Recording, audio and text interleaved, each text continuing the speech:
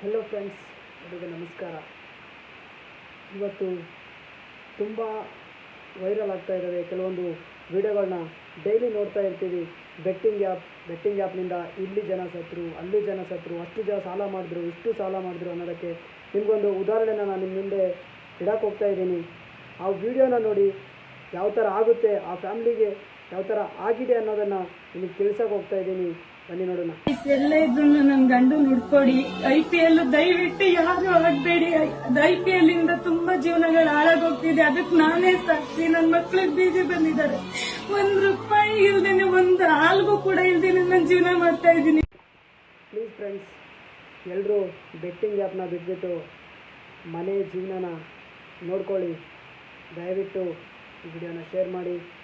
ಎಲ್ರಿಗೂ ಹನುಮಾನ್ ಜಯಂತಿಯ ಹಾರ್ದಿಕ ಶುಭಾಶಯಗಳು. ಜೈ ಹಿಂದ್, ಜೈ ಕರ್ನಾಟಕ.